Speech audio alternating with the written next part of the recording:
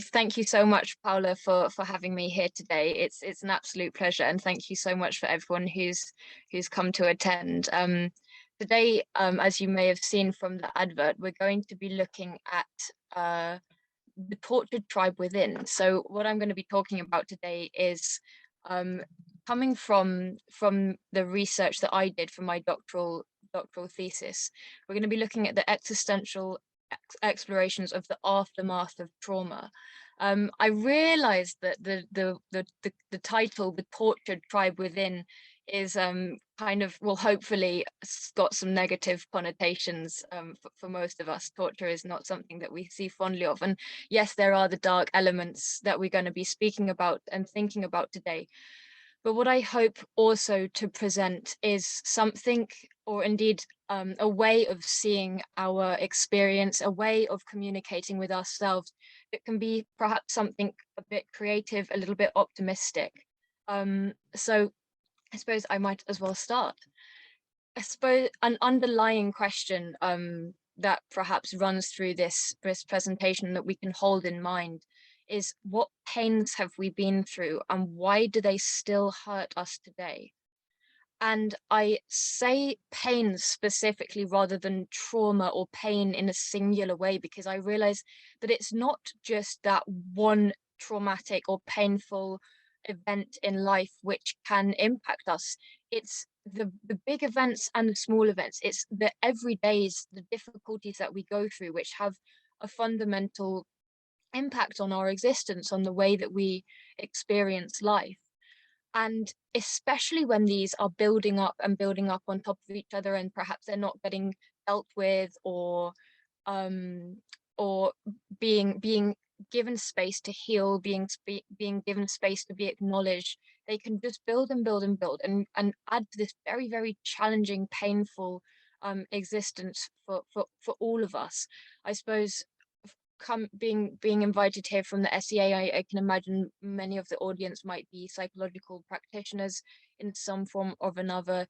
And this is the same for our clients. You know, it's yes, okay, they may come to therapy for a specific traumatic or difficult experience, but it's also oftentimes the everydays which are getting to them.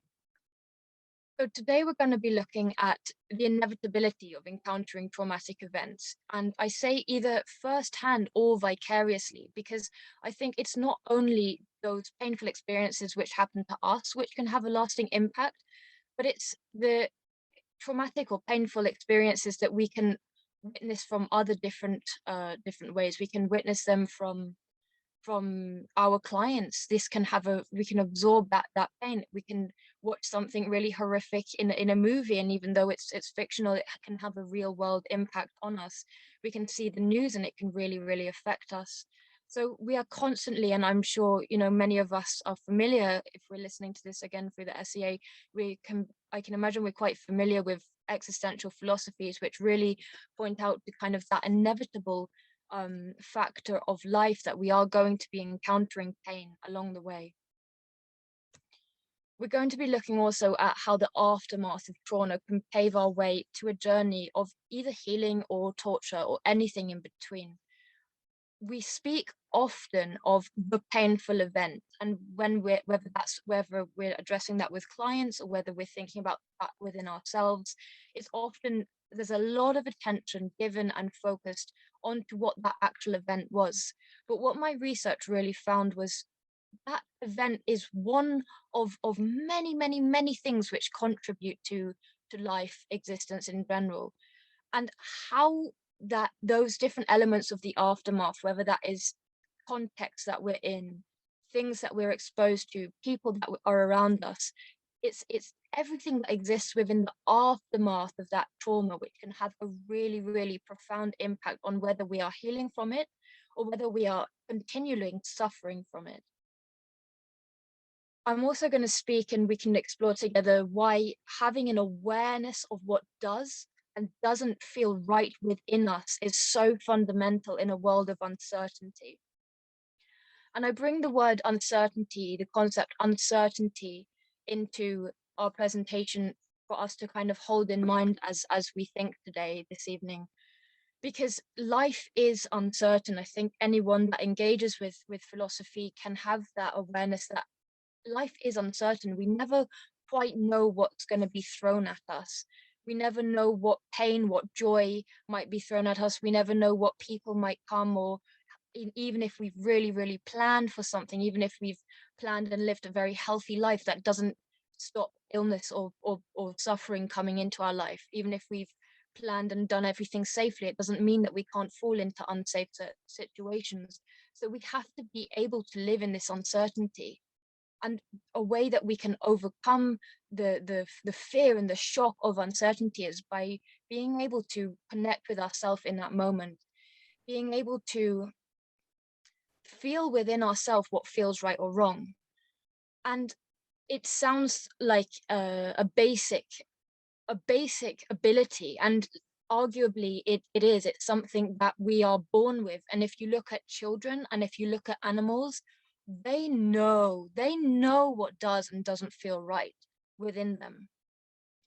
But over this process that I slightly blame society for, or certain cultures for, we have this sense of the child being told off for expressing their emotion too much. We start to learn to start to gently invalidate our truth that comes within. And so I suppose connect with that self, reconnect with that right or wrong within, reconnect with that truth. And how we can have an awareness of that through our inner dialogue is something that we're going to look at today. So, and we speak about validating trauma, what counts as trauma for us. I think often acknowledging what is traumatic, what was painful, what is difficult for us can be a really hard experience for a number of reasons that we're going to look. But why is that so hard? Why can it be so hard to acknowledge that something was painful? Obviously the list is endless, and it's so personalized, and everything that I share today is absolutely going to be so uniquely personalizable for anyone that might be listening. But some suggestions that I offer as to why it's difficult to acknowledge that something's painful is, for example, we compare to other people. Oh, they've had it worse. Oh, how can my problem be so difficult when there are starving people here, or there are people without a home here? So actually I can't validate my own trauma, or I've had it worse. In the past I had this really difficult experience, and in comparison what I'm going through now is not really as difficult. We try and measure our pain and say, oh no, invalidate that, don't want to acknowledge that. It could have been worse. We have this amazing imagination that allows us to say, oh well, it could have been worse, so maybe I don't need to count what I'm actually going through here. I don't have time to deal with this. This is another one that pops up a lot. I've got all of these things to do. For all of us swept up in that kind of busyness culture where we worship being occupied all the time. Well, I know that I'm ill, or I know that I'm hurting, or I know that that heartbreak is there, but I don't have time to deal with this. I must continue. Did it really happen that way? Doubt. Where does our doubt come from? Doubt comes from within, doubt comes from external as well. And also, I don't want it to be true. And depending on the kind of trauma and depending on the kind of pain, this can be a really big one, and a really big hurdle that we can have to overcome if we're going to acknowledge that something was painful. If we don't allow it to be true, it doesn't have to exist in our reality in the same way as when we accept, actually, you know what, that happened, and I've got to accept that, and I've got to allow that to be part of my life.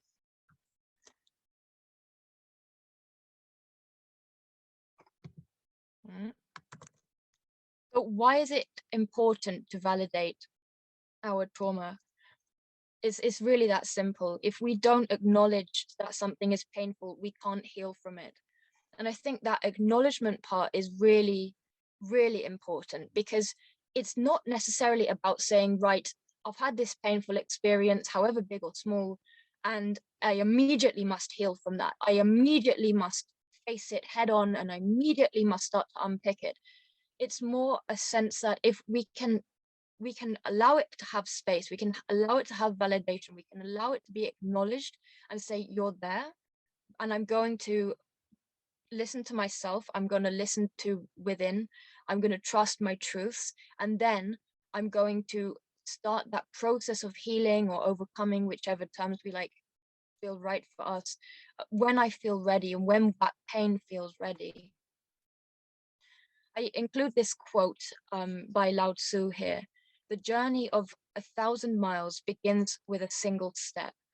And why I feel that that's relevant for this presentation today is because life is not just that one smooth sailing experience and then one big trauma that's just a big chunk of it and then one big healing step. No, we know that it's not like that. We know that every single experience is made up of many tiny experiences. If we are going on a journey that's 1,000 miles of invalidation, of ignoring that pain, of ignoring that trauma, of invalidating it, of not acknowledging it, then we're walking 1,000 miles continually collecting pain and weight and burdens upon us.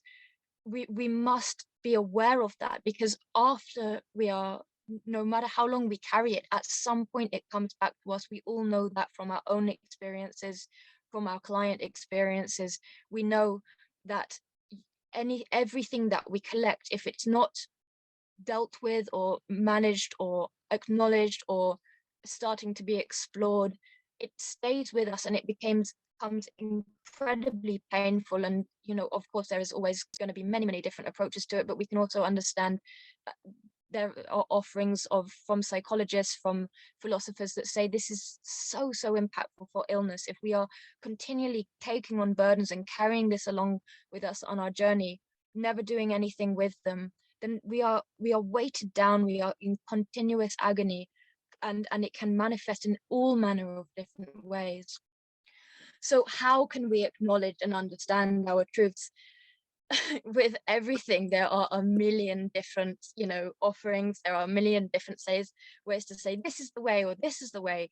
So what I am sharing today is not the ultimate way of how to acknowledge and understand our truths, not at all. It's simply an offering amongst many philosophies and psychologies which try and enable us to do the same thing. What we're going to be looking at today is inner dialogue. So what do we mean by inner dialogue?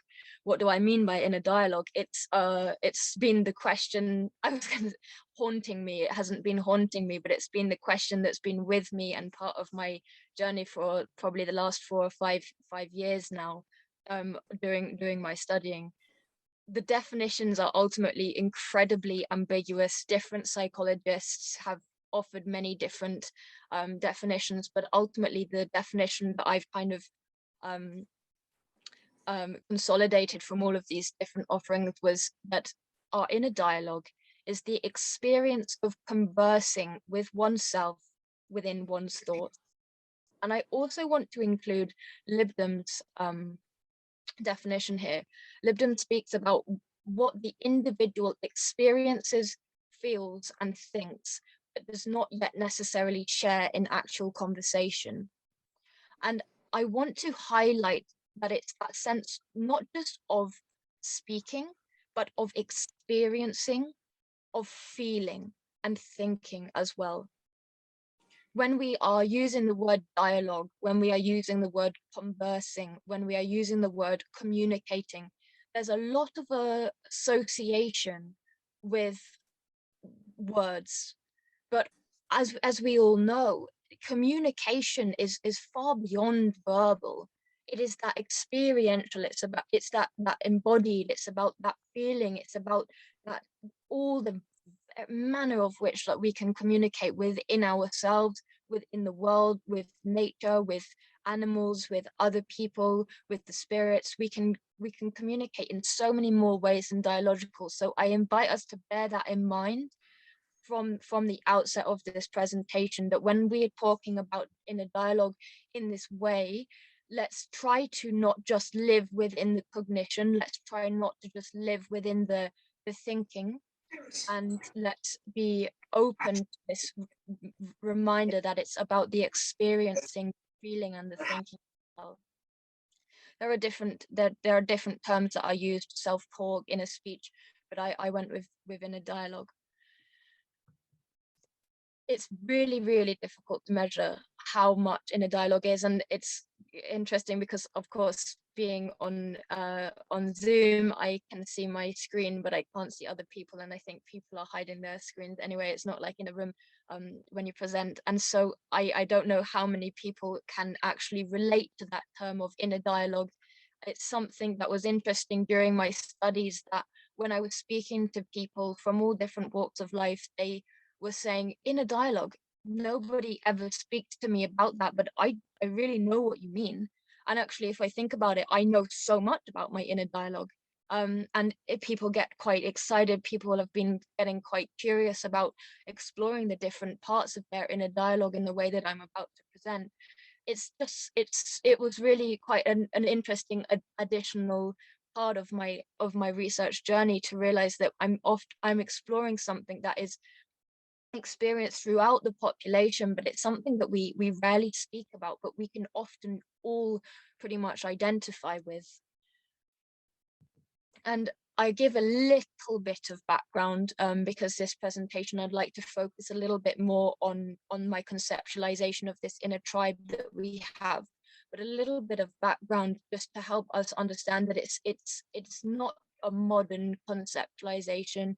There is some quite recent research looking at it quantitatively, especially, but there is evidence of people, early as Plato, writing about inner dialogue. The history literature also really suggests that it's incredibly misunderstood and it's incredibly stigmatized. There is so much of an association between inner dialogue and problematic ways of being, we could say. Also, there have been researchers looking at the phenomenology, including my own, and to briefly summarize it, the understandings are that it's very, very complex. It's very, very intricate. It's very, very complex. It's very, very unique. It's multifaceted. It's not monolithic. It has many, many different uses, many, many different features, very many different purposes, many different ways of developing, and it's invisible, it's unique, it's this completely private resource that all of us possess and all of us can engage with and all of us can access and enhance, and nobody needs to know about it because it's completely ours, it's completely private.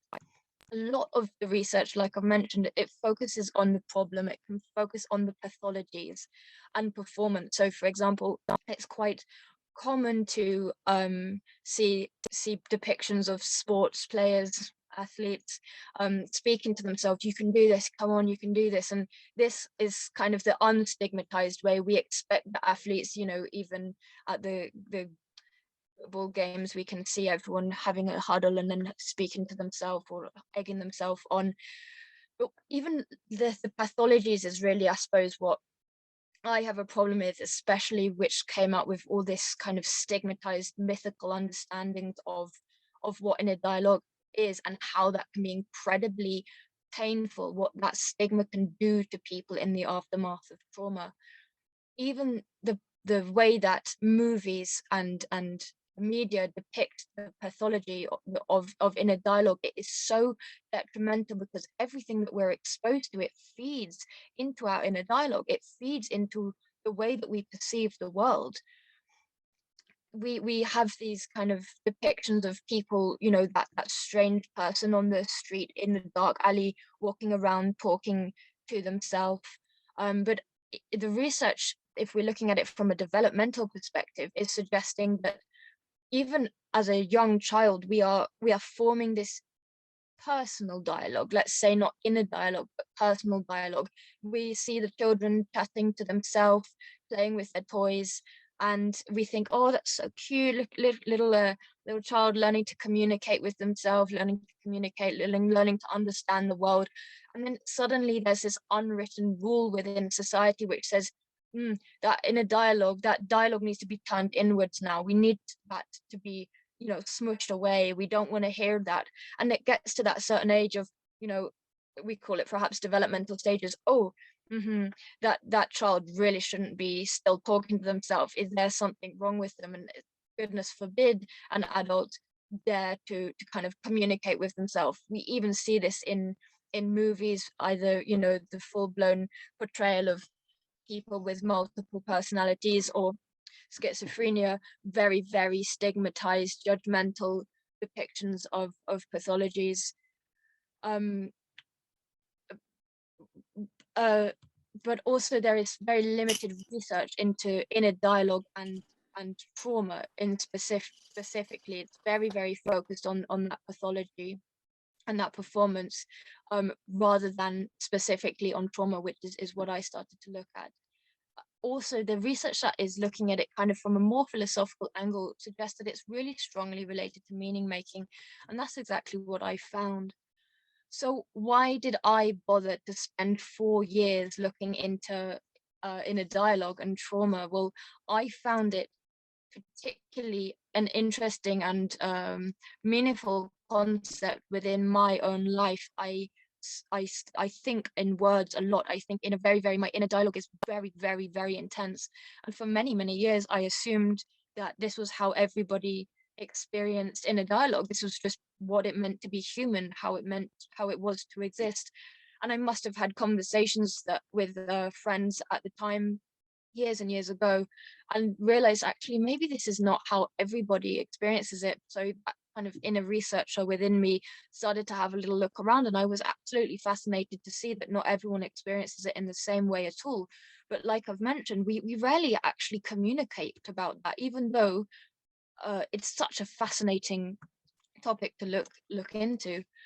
All of that existing literature that I found during my literature reviews is that there needs to be this more qualitative lived experience research to look at the subjective understandings, rather than just the kind of attempt to quantitatively understand how frequently people experienced it, or how it might develop. We want to look at how that subjective experience looks for different people and different populations. There's also a limited research into the aftermath of trauma itself, especially in relation to inner dialogue. And so this is kind of what I was trying to do with my research. I'm not going to go into detail at all, but just so that you can be aware of where I'm about to talk from, my research was specifically focusing on rape survivors and how they experienced the aftermath of their rape, and how their inner dialogue existed, and how that was for them in the aftermath of rape. And again, I'm not going to go into detail, but I wanted to share it here. What I did is I used the structured existential analysis as an outright method. I know a lot of my peers coming out are using an IPA for their qualitative research, and structured existential analysis, for those who are not familiar with it, comes from Emmy van Derzen's 2014 paper. She originally proposed structural existential analysis as a clinical method of analysis, and then wrote a paper much the same on applying it as a research method. And one of the reasons that it is a lesser used research method is because it doesn't have a structure. It has not got a very specific structure. And I think especially as a young researcher, it is really valuable to know where you're going, because everything feels really, really intense already. And so what I have done, for anyone interested, is I've created a step-by-step, which hopefully will be very easy to replicate. And it was really, really valuable and exciting way to do some research. But like I said, I'm not going to go into that. I'd like to speak and share what I've kind of found about the aftermath of trauma. I'm sharing here my table of themes, which, as you can see, it was not just that inner dialogue was in one dimension of existence. It wasn't just that it's in our head and just this personal experience, despite the fact that it was, of course, so personal, but it has relevance to all the different areas of our being. We're not going to go through every single theme today, but what we are going to look at is some specific sub-themes which came from my research, which are specifically relevant to today's presentation. So we're going to look first at the burden of self-creation. And the reason that I've titled this The Burden of Self-Creation is because self-creation is this kind of, depending on your philosophical outtake, but for me and for philosophers out there, that process of self-creation is just this lifelong journey that we're undertaking. It's this creative experience. It's something that we are all kind of thrown into this world, and we have this responsibility to create who we are. But when we have experienced trauma, and perhaps more importantly, when we are continually experiencing traumas, as is an inevitable part of life, we are burdened with these.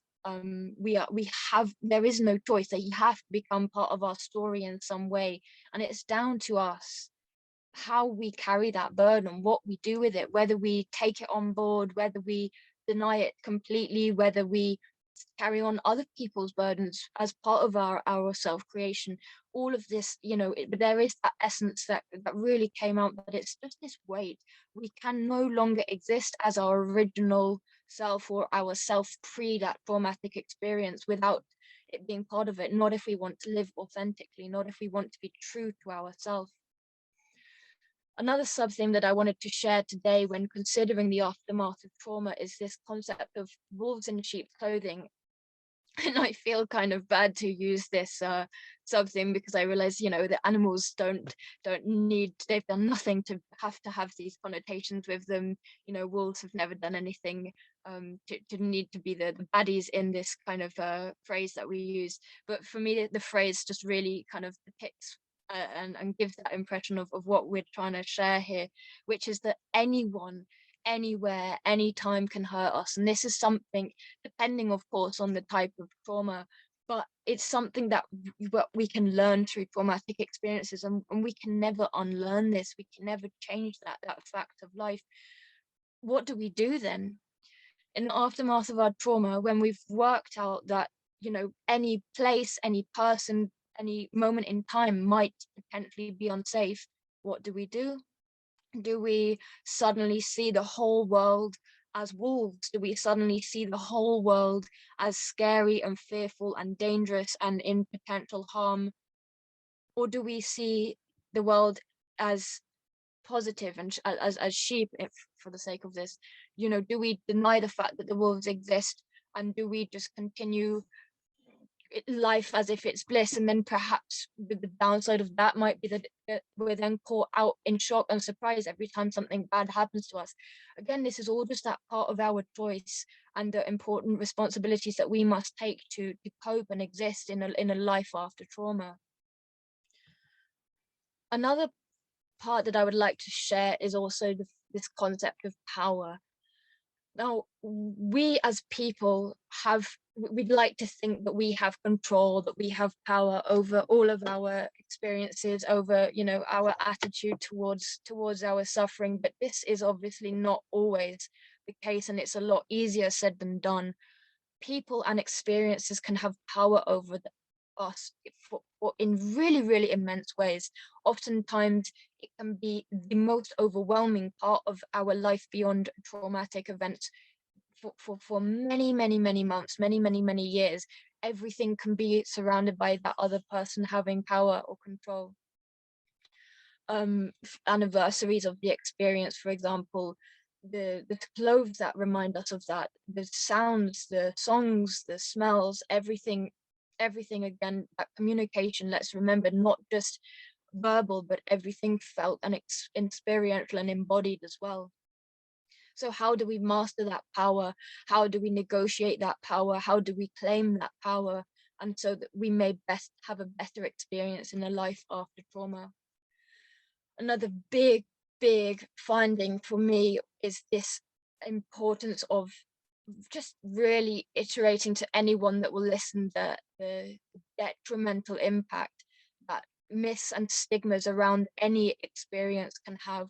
Society is so abundant by different understandings of experiences and misconceptions of experiences and expectations of experiences, or how things should experience.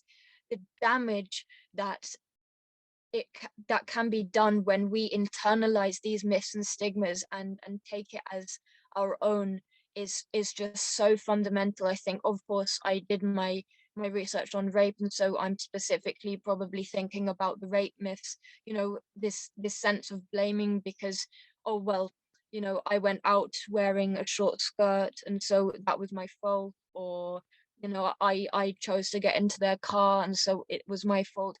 All of these myths and stigmas which exist, not of course just about sexual violence, but about all these different painful experiences that we have in our life.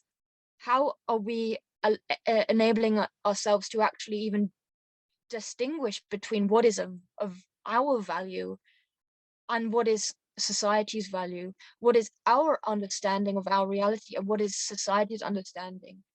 Because remember also, when we're in that place of trauma, we are switched off from our, let's say, strongest capacity to decipher information.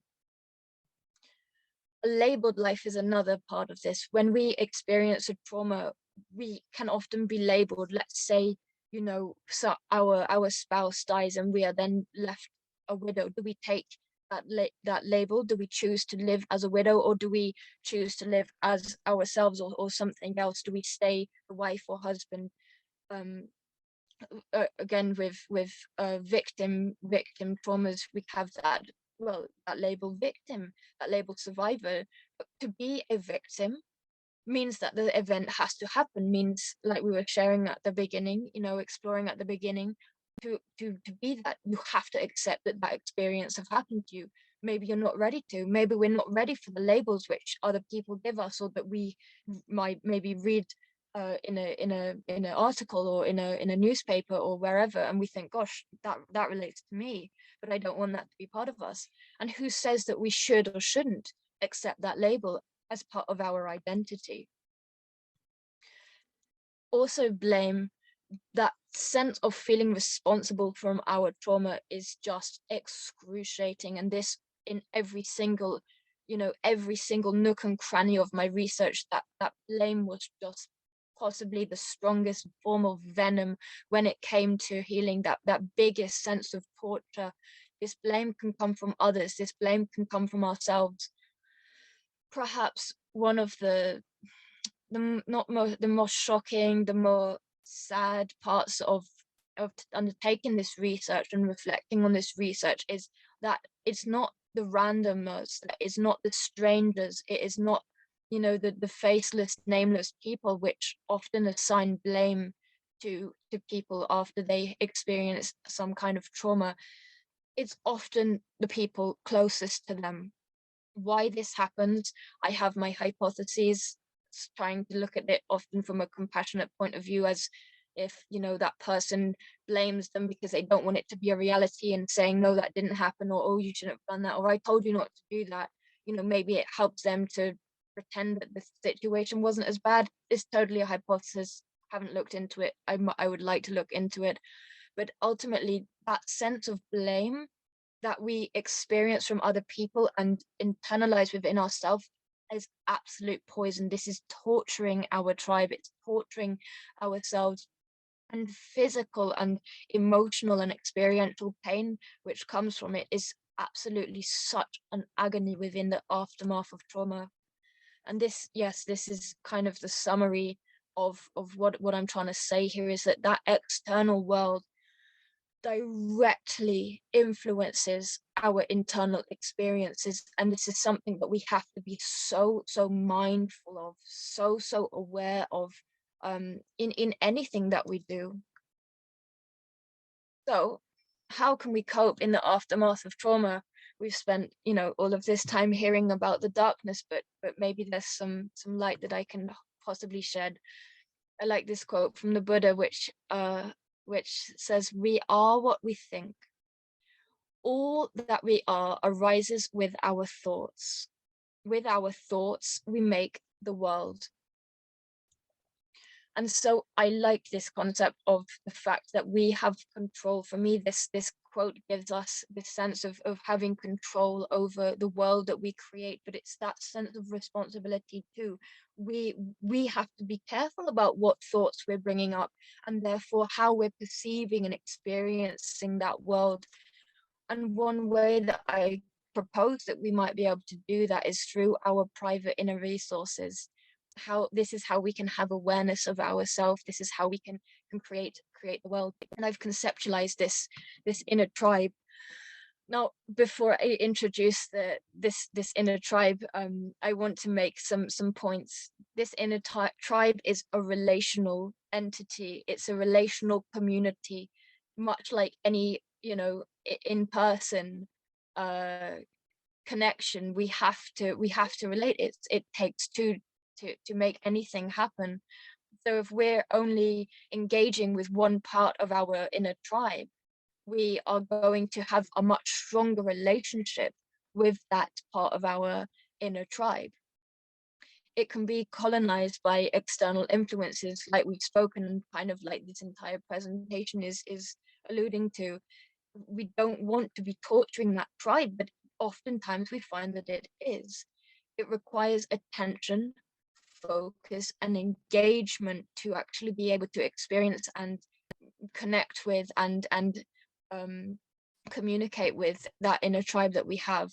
And I think that there is also that point that I want to make, that each of these characteristics are for our safety. I believe that they develop in part for our safety and protection. And so even though there can be the duality of negative and positive, of good and bad, and everything in between, I don't even want to use the word duality. I would like to suggest that it's holistic.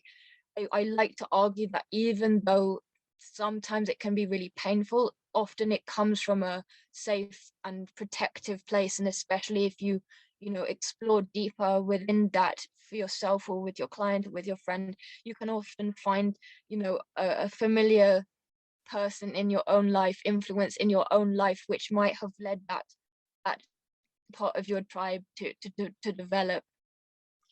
And so voila, here we have the inner tribe. Now, before I start to look at the different ones, I suggest also that we remain open and we remain critically questioning. This is not, what I'm sharing is not saying every single person in the world has an inner tribe of 8 characteristics, and only 8, and everyone's is the same. Quite the contrary. These are the 8 characteristics which manifested for me, which grew within me during my research, during my research, and they were evident for me in each of the 8 participants' transcripts. So despite the fact that we were looking at really difficult, painful experiences, actually there was this incredible optimism, this kind of quirkiness that was manifesting, and it was really so apparent. And I suppose I sat there and I thought, I can create a very complicated psychological concept right now, and maybe this can be in my favor, maybe it will make me sound fancy, maybe it'll make me sound educated, but I don't think that aligns with my values. I think as a psychologist, my or our our focus in life, our aspiration in life, is to be there for other human beings, to be there for the human family, for the human tribe. And so why create a concept which is unintelligible for the majority of the population? I think this definitely was coming for me when these characteristics developed, because I think, okay, it's not like laugh out loud and fall off your chair funny, but I think there is definitely a kind of a quirkiness to this sense, and it can be really a fun way to understand our own inner workings, our own inner world. Maybe you're already scanning it as I'm speaking, but if I go through just gently, also reminding us to stay open to the fact that this is just an offering, and this is inevitably, whatever I say is going to manifest in my mind very differently from your own mind. And much like if you decided to use this kind of concept in any way to work with clients, it's something so important to bear in mind that this is so uniquely applicable. It's just the kind of like the tip of the iceberg, or the first step of a journey, which ultimately is completely personalizable if people kind of resonate with it. So we have I like to start with the best friend. So we have this best friend that will exist within ourselves, and obviously this is something that can be incredibly beautiful. That best friend within our own dialogue is the dialogue that just fighting for us constantly. It doesn't matter whether we're right or wrong, it's on our side all of the time. It's completely biased, but in a fantastic way that allows us to always, come off on top. This is the great part of the best friend within. But what happens if the best friend turns on us? It's a relationship we mentioned. Relationships change, relationships take strain. So what about when that best friend turns on us? What happens when we experience something traumatic and our best friend says, that was your fault. You deserve that to happen. I'm jealous of that. Any of these negative experiences, well, they can be internalized. And I'm not saying that the best friend within the inner dialogue only develops from our in real life best friend, but whether that's from anywhere, however your own inner best friend might develop, there is also that other side of it, the darker side of that friendship, the painful side of that friendship. And if we are communicating frequently with that part of our inner dialogue, well, it can be a absolute blessing and absolute curse. And this is the same case for each of the different characteristics. The dreamer, we have this fantastic dreamer within us, the one that can daydream and take us through all of the boring classes that we've ever done, or pass us through the train ride. The dreamer which says, one day I would like to be a psychologist living in a van doing art with a Great Dane. Or we have also the dreamer, which is painful and dark and difficult. We have the nightmares. We have the nightmares which take us back and replay and replay and replay the experience of being raped, or the car crash which killed our loved ones. And this, with duality, this like holism within each of the different tribes. We have the detective within us, which is active or investigating, puzzle piecing, solving our situation. And the detective, I think, possibly is, for me, a more fun, a more compassionate, quirky way of talking about something which I find in quite a buzzword at the moment, which is that overthinker. And if we're saying I overthink in a positive way, well, this is great. But oftentimes, much more often than not, I hear this concept of I'm an overthinker in a really critical, negative way. I can't switch off my head, or my overthinker causes me to overthink everything, and then I get into a mess. And so I suggest we start to think of this overthinker, this nasty part of our overthinking brain, as a detective. It's really, really curious. It's trying to problem solve. It's trying to fit the puzzle pieces together.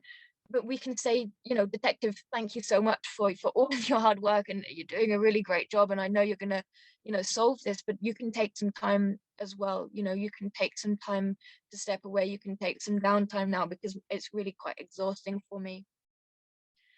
We have this enlightened within us, and this, again, such a beautiful way, this, the enlightened understanding that that sunset that I am experiencing now is the most beautiful moment, and it's completely embodied for me, and it's completely surreal and serene, and I am so proud, and wow, I am enlightened to the fact that life is so beautiful in a way that I haven't been experiencing ever before until this moment. And the enlightened is also that eureka moment, that unknowable moment of, well, that happened to me. Often it's that sense of no longer being able to ignore that fact. It's when that comes into to click and go, right, I can't deny that anymore. That was my experience, and I can never ever ever live another moment without knowing that with X, Y, and Z trauma, pain happened to me, and is part of my story, and is part of my burden of creation, and is part of my life. And how do I cope with that now? We have that time traveler within us as well. So we are able to zoom to the future dreams. We are able to zoom to the past. We can be completely in that moment. We can be completely zen. We can be completely here and present. all very, very lovely, or all very, very scary. What happens when we are constantly, constantly in the future, panicking about what we are going to do? If that time travel is the strongest in our tribe at this moment, what happens if we are stuck in that past again, replaying the difficult times that we have been through? The critic, I would say, in colloquial general terms, is probably the most popular of the tribe. It's the one that I hear about most in just everyday language. Often, again, it's obviously connotated in a negative way, and I think a lot of the inner dialogical research that does exist gives a lot of focus to the critic, and this is where I'd like to, for us to offer something different. This inner dialogue, when we're looking at it from a pathological way, we are giving it a pathological understanding. We're automatically saying our inner dialogue must be problematic. Well, it doesn't have to, nor even does the critic have to be problematic. The critic might be really difficult and mean to us, but it might also be saying, uh, careful, careful when you drink that much because it puts you in dangerous situations. Careful when you're going out at the darkness by yourself because it's putting you in danger. So, or even with that critic, we can, if we look hard enough, if we make that effort for communication and connection, we can find a way to appreciate all of this different parts of our inner tribe. We have this chameleon as well. We have this shapeshifter within our inner dialogue. When we are feeling absolutely joy, maybe our inner dialogical communications are really beautiful. Maybe we're feeling so calm, so warm, so grounded. Maybe when we are in certain contexts, we are having specific ways of communicating within our inner dialogue. Again, light and dark, always present, always present. And the professor, this one which might be or might be not functioning for me when I was creating this kind of concept, that the teacher within us, the one that's saying, oh well, you can think about it like this, or have you thought about it like this, or maybe we can investigate this. And this is where they start to communicate, how even as a, have this stage within your mind where we can have the communication between the two. And if we do this, we can work out who is being neglected. If we are always giving the critic and the detective, so that critical voice and that thinking curious voice, all of the attention and power, and building a deep relationship with these parts of our inner dialogue, then of course they will be strong. Well, why shouldn't they? They've had all of the attention, and maybe that best friend is being really quite neglected. And so we say, oh, I always think so badly about myself. I really feel lonely within my mind. I feel really awful. Well, how much time are we giving to bring anything other than that awful feeling within our mind? How actively are we engaging with our inner dialogue, if at all? And I like to reiterate that this is, of course, just an offering of what my research showed so far. I think, if my post uh, post Viva cloud clears, I would love to kind of elaborate on this and possibly write a lot more on this idea, because I think it's really fun. I think it's really gives a intangible, invisible entity a really much more tangible, hopefully kind of fun um concept. And I think we must have this, we can use this, should we wish to, as a kind of a platform for being creative, a creative way to understand who we are and how that exists within us. What other parts of our tribe, I've jotted down a few: the philosopher, the artist, the advocate. What else is going on within our tribe? Where are we feeling it? Where is it being exposed to? Or what is it being exposed to? How is it developing? This is our tribe. Anything that I say today, take with a pinch of salt and transform it into your own world. Nobody else can have a say. Nobody else has to know. This is your inner world. But you, should you wish to, this is your resource that you can do with what you want. I suggest that this can be such a beneficial way of coping from trauma, because not only do you have all of these kind of active agents within that can do so much for your healing, but you're never alone in it. I think being not alone in your trauma, being not alone in your pain is so important. It is so powerful, because I suppose this is where the, you know, the psychological therapies, all of the fancy pants researchers and approaches, they have their different techniques and their different ways of doing things, but what any particular research says is it's just that being in that moment with another which does the magic, that alleviating of, I am no longer the only one that is with this knowledge of my pain. I am sharing that within the space of another person, and therefore it is no longer only my burden to carry, and it's so much more bearable because I'm not alone in it.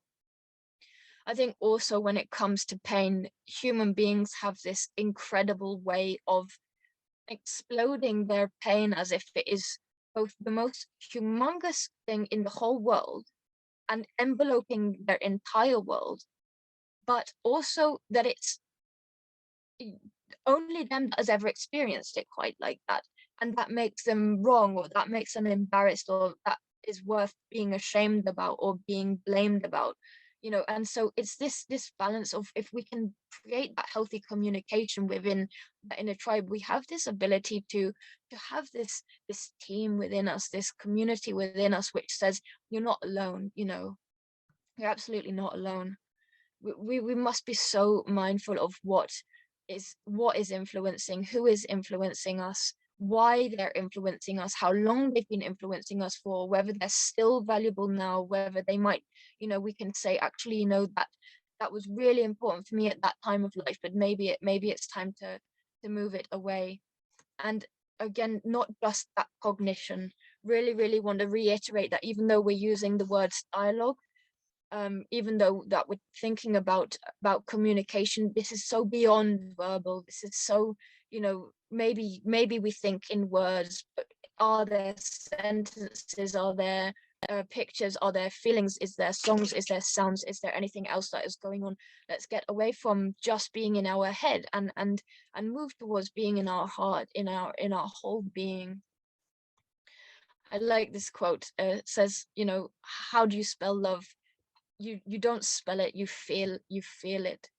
um and this is that sense of, you know, we're not just in our minds all the time. We are not just communicating within ourselves, we are communicating in a felt and an embodied way. So we have perhaps, you know, a few minutes left, and I suggest some therapeutic implications that we could look at for those who are practitioners here, and um how these concepts, how these understandings that I shared today can be included into therapeutic practice. I don't suggest in any way that this is um, an approach in itself, but perhaps it's just a way that we can understand um, within relation to what we are already practicing. It is something that we can offer as a resource within us, and especially if it's something that we engage with and we start to become quite familiar with it, it quite quickly catches on that you are speaking and sitting and being with your clients, and you're thinking, mm, you know, it sounds like that characteristic of their tribe is really forceful there. And oftentimes it can be a really fun way to introduce your clients to different ways of understanding what often can be perceived initially as dark.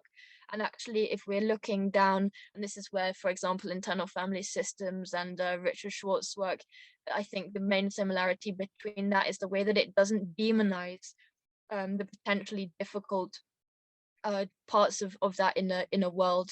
It all has a purpose, it all has value, it all has meaning, but we have to give it space. We have to invite that relationship with those parts of ourself to have space to grow, to know what they're doing, why they're here, what they might want from us. And I make a teeny tiny list here because this is something which I find very clearly compatible. These are methods which I find particularly valuable.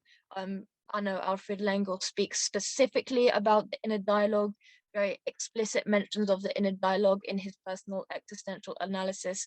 Others perhaps less explicitly, but very much hinting to how it can be so compatible. Compassion, of course, so valuable. Not torturing our inner tribe, trying to bring a compassionate understanding of how we can engage with ourselves, and writing that narrative when life is traumatic, and traumatic events have to be in there. How can our inner dialogue, how can our inner tribe help us to rewrite that story within ourselves? There are so many, of course, such a huge, repertoire of therapeutic implications, and these are all going to be, you know depending on what we as people, as practitioners, feel comfortable using. But I think it's quite a quirky thing to have in the toolbox. So as I come to the close of our meeting today, or at least my presentation part of our meeting today, I invite us to just consider some final reflections.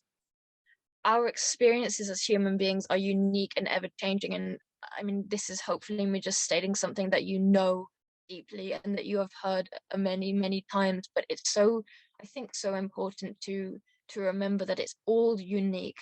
Our traumas are unique, our way of coming over that trauma is unique, our tribes are unique, and so while we can have similarities and points of connection, we must validate it, we must take responsibility, we must be there to really understand what's genuinely going on for us. That inner dialogue is a multifaceted, innate phenomenon. It is not only something that is experienced by people that are unwell or that are stigmatized or marginalized or pathological.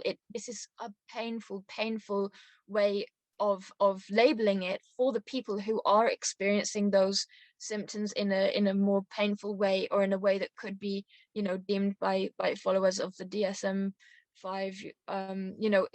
It can be, of course, available for people that have diagnosis, but ultimately I suggest really that it is present. If we want to acknowledge or experience an inner dialogue, it's there with us if we want it. Trauma also has the potential to violate all areas of people's lives. It's not just about that traumatic experience, it's what happens in the aftermath.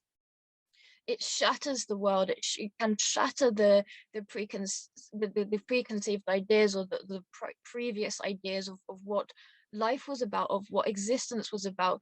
And there we are, left in the aftermath, having to rebuild it, having to re-understand who we are, what life is, what's safe, what's not safe. And again, that point that society's perceptions of stigmas, stereotypes, and myths directly influence how we can heal from trauma, create so much pain for people, and we are exposed to these all of the time, in such discreet ways, in jokes that are just abundant in society, in movies that are just abundant in society, in sitcoms that we think are just quirky and cute and quaint. These stigmatic, judgmental, quite frankly problematic depictions of human existence are everywhere. And so the more that we can be aware of that, the more that we can be aware of what we're letting into our world, and how therefore that is influencing us to perceive the world, and therefore to heal from anything that might be painful within it. So this is me at the end here. I did it okay for timing. We If you would like to stay connected, you can see the Global Existential Summit. It's the first one, is running in January. The tickets are completely free. It's looking at existential ideas of healing, about what the philosophies are, from 25 different leading speakers in the existential world, be that psychologists, philosophers, authors, musicians. And also you might like to look at existential offerings, or even might like to contribute to existential offerings, which is a project, which is a kind of a collaboration project, ever evolving, ever transforming, depending on what people might need it for. But yes, apart from that, thank you so much for joining me today, and I think I will leave it there.